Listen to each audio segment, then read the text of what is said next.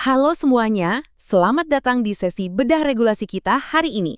Kita nggak perlu basa-basi, mari langsung masuk ke materi, karena hari ini kita akan ngadain semacam masterclass. Anggap aja saya ini dosen pembimbing kalian untuk beberapa menit ke depan.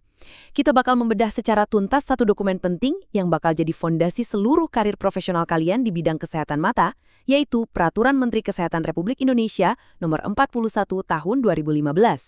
Siapkan catatan kalian ya, mari kita mulai. Oke, ini dia silabus ringkas masterclass kita hari ini. Kita bakal bahas 5 modul penting, mulai dari pengantar standar pelayanan, tujuan aturan praktik, alur pelayanan pasien, syarat ruangan dan peralatan, sampai ke manajemen dan mutu praktik. Masuk ke modul pertama, pengantar standar pelayanan.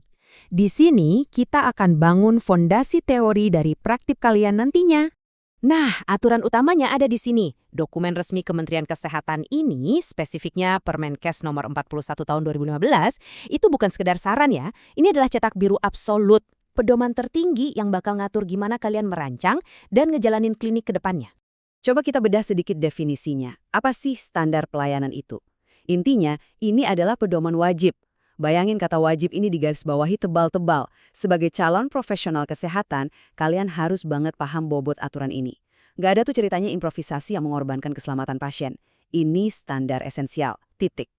Terus kalian ini siapa sih di mata hukum?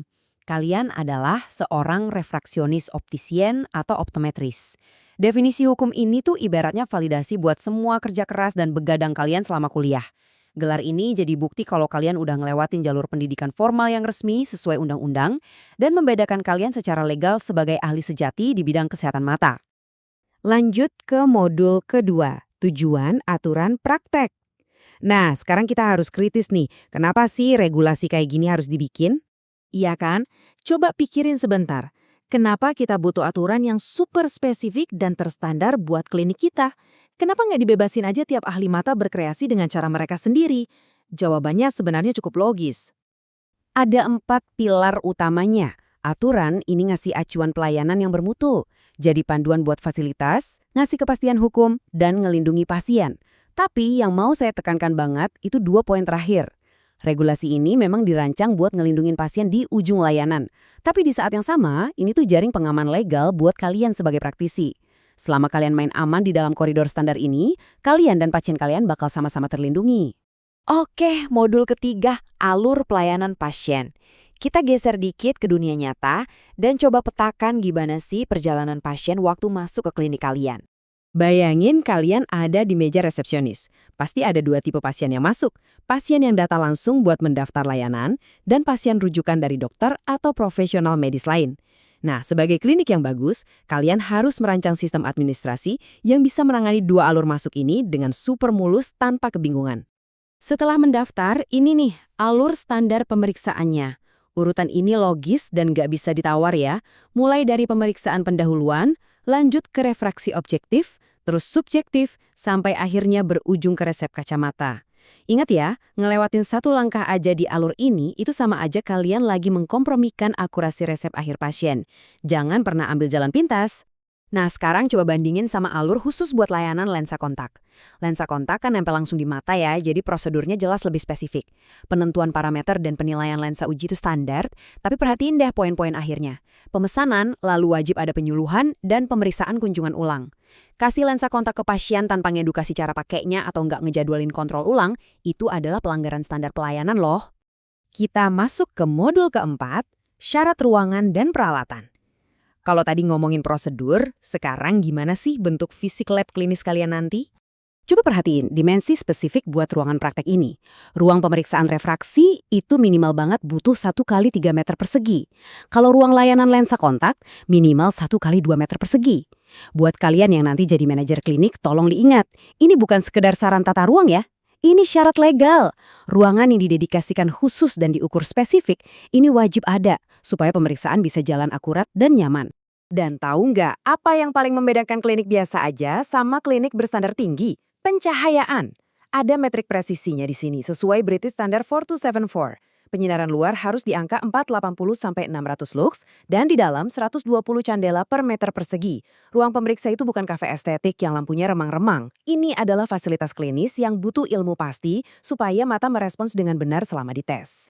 Sekarang kita cek inventaris lab buat alat refraksi esensial. Kalian wajib punya kartu Snellen dengan astigmat dials, lensa uji sama bingkainya, penggaris pupil distance, lupe, dan penlight. Dan jangan sampai lupa alat-alat analitis mendalam kayak lensometer, retinoskop, dan yang ditekankan banget di aturan ini, Word 4 dots test dan silinder silang. Pokoknya kalian belum bisa dibilang ngasih pelayanan refraksi standar kalau alat-alat ini absen dari laci kalian. Buat toolkit lensa kontak, alat esensialnya beda lagi nih.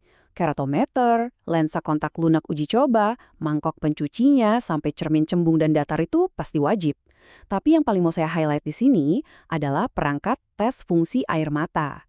Sebelum kalian ngeresepin benda asing yang bakal diam di kornea pasien per jam-jam, kalian itu diwajibkan secara hukum dan medis buat mastiin kalau fungsi produksi air mata mereka itu normal. Terakhir, modul kelima, manajemen dan mutu praktek. Jago nanganin hal klinis itu baru setengah perjalanan kalian loh. Di dunia kesehatan modern, optometri itu nggak bisa berdiri sendiri di ruang hampa. Permenkes jelas-jelas ngamanatin supaya kalian ngejalin hubungan kerja dan berkolaborasi sama tenaga kesehatan profesional lainnya. Kenapa? Karena ujung-ujungnya tujuannya adalah perawatan pasien yang komprehensif. Pasien diabetes misalnya, itu butuh koordinasi yang erat banget antara kalian sama dokter spesialis penyakit dalam.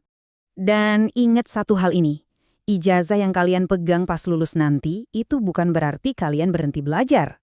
Aturannya menuntut supaya mutu praktek terus ditingkatin. Caranya, dengan rajin ikut pendidikan berkelanjutan, bikin penelitian, dan mastiin jumlah staf refraksionis itu sesuai sama beban kerja klinik. Biar nggak ada yang kewalahan dan kualitas layanan tetap maksimal. Coba resapi kutipan ini baik-baik. Pelaksanaan pengendalian mutu dinilai dan dievaluasi secara berkala sesuai standar pelayanan. Buat para calon pemimpin klinik di masa depan, pahami ya, kalau evaluasi rutin itu bukan cuma formalitas birokrasi yang bikin ribet, ini adalah persyaratan hukum buat mastiin kalian konsisten ngasih mutu layanan tertinggi buat masyarakat. Jadi, kalau kita mau ngerangkum seluruh tesis dari masterclass kita hari ini ke dalam satu kalimat, kira-kira begini. Permenkes nomor 41 tahun 2015 itu dibikin buat nyiptain ruang praktek yang profesional, berkualitas tinggi, dan sah secara hukum, di mana keamanan serta perlindungan penglihatan pasien itu selalu jadi prioritas nomor satu, tanpa kompromi. Sebagai penutup kelas hari ini, saya mau ninggalin satu pertanyaan provokatif buat kalian renungkan. Standar yang baru aja kita pelajari ini kan sebenarnya garis batas minimal yang diwajibkan negara.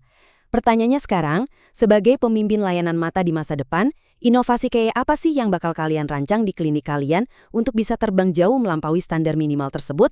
Oke, kelas dibubarkan. Terima kasih banget buat antusiasmenya hari ini. Sampai jumpa di sesi pemaparan berikutnya dan teruslah berinovasi.